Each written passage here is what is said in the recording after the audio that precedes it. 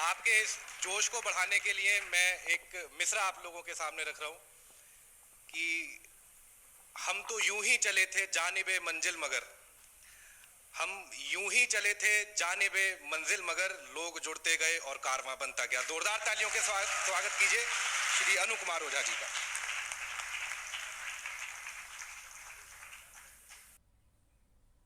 माँ, तूने मुझे जन्म दिया, मैं रोते बिलखते तड़पता रहा। माँ, तूने मुझे जन्म दिया, मैं रोते बिलखते तड़पता रहा। बचपन में तू छोड़ चली गई, मैं प्यार को तेरे तरसता रहा। मैं प्यार को तेरे तरसता रहा।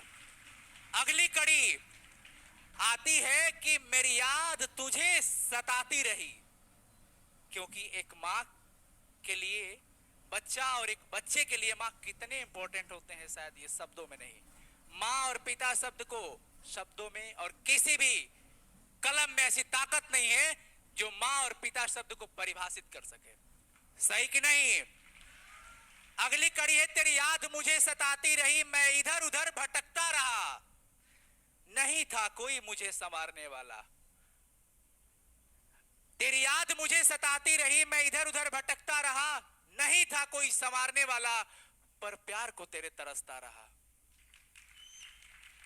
बहुतों ने मुझे खूब सताया। एक बच्चे की परवरिश माँ ही अच्छे से कर सकती है, नहाना धुलाना, वस्त्र पहनाना, बाल कंघी सब कुछ।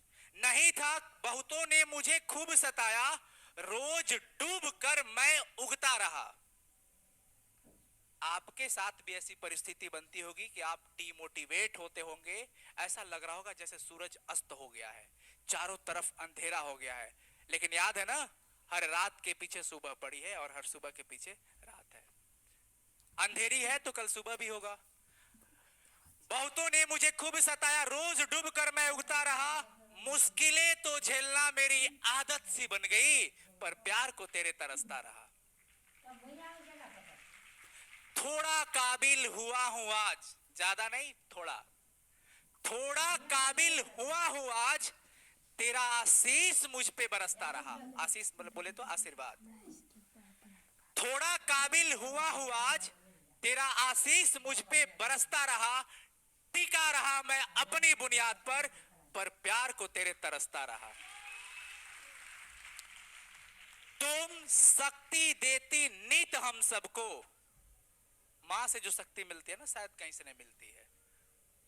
हर विषम परिस्थितियों में समझाती है, अपने आंचल के पीछे नीचे बैठाती है और एक नई ऊर्जा देती है वो।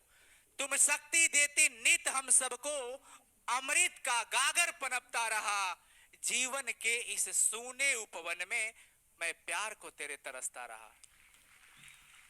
अगर अच्छा लगा हो तो एक बार ताली से अपना आशीर्वाद दीजिएगा। बोल रहे थे, ये आपको बहुत अच्छा पढ़ाते हैं, बहुत अच्छा मोटिवेट करते हैं। और इन्होंने जो कविता गाई थी अभी, शायद वो इन्हीं की लिखी हुई थी। क्या बात है। तो ऐसा टैलेंट अगर आपके साथ है, मतलब सूरज आपके साथ है, मुझे नहीं लगता आपको किसी और की जरूरत है। और एक चीज मैं पहले भी बोला था, अब फिर से बोलता है, हम आएंगे हम जाएंगे, हमारा महत्व उतना नहीं है जितना आपके माता पिता का, जो आपके हमेशा साथ रहते हैं, और आपके गुरुजन का। इनका सम्मान करो। और ये है वाकई में आपके साथ हर बार, धूप छाया कुछ भी हो, आपके साथ रहने वाले। तो पहले जब मैंने बोला था कि हम जब पहली बार ग्रीट किए तो इन्होंने पाँव छुए, मैं चाहता हूँ कि अगली बार जब हम मिले ना तो हम लोग गले मिले, और इस बार मैं इनको गले लगाना चाहता हूँ। बहुत बढ़िया, बहुत बढ़िया। और आपको जब ऐसे गुरुजन है ना तो किसी और की जरूरत है ही नहीं, बाय द वे। और इन्होंने ठीक कहा था, और मैं फिर से बोलता हूँ, मोटिवेशन की इतनी जरूरत नहीं होती है। आप मोटिवेट किसी से भी हो सकते हो। आपको डिसिप्लिन की जरूरत है, यानी अनुशासन की, और ऐसे गुरुजनों की। हमेशा सम्मान करो अपने माता पिता का और अपने गुरुजन का। Thank you so much. बहुत बहुत। गांव से हैं और हमेशा गांव के ही रहेंगे, ऐसा कुछ नहीं है। आपके घर से है, आपके परिवार के एक अभिन्न अंग है। आप चाह कर भी हमें अलग नहीं कर सकते हैं।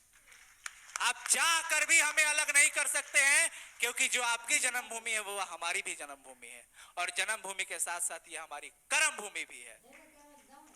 तो कर्म जिस स्थल पर होता है ना, उसका कद्र हमेशा करना चाहिए।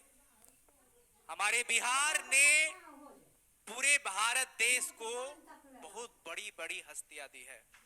ये वो बिहार है और आगे बिहार को पूरे भारत देश में ही नहीं पूरे विश्व में इसका एक गौरव स्थान बनाने के लिए आप युवा आगे आओ।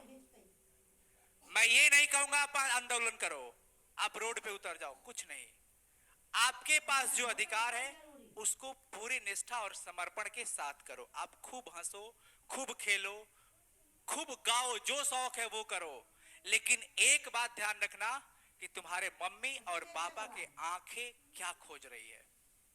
उनकी आंखों में झांकना, उनके सपनों को देखना, और जितना चादर हो उतने ही चादर में पैर पसारने की कोशिश करना। कोशिश करना कि वो चादर भी फैले और पैर भी फैले। एक दिन चादर भी फैलेगा और पैर भी फैलेगा। हर माँ बाप हमारे सामने, आपके सामने, अपने संतान के सामने अपने लबों पर, अपने चेहरे पर खुशियां दिखाते हैं, लेकिन उन खुशी के पीछे न जाने कितने दुख तकलीफ छिपे होते हैं। किसके लिए? हमारे और आपके सपने पूरे करने के लिए। तो प्यारे बच्चों, आपसे एक विनम्र अनुरोध है, निवेदन है, हाथ जोड़कर आप जहां भी हो अपने लक्ष्य पर अड़े रहना।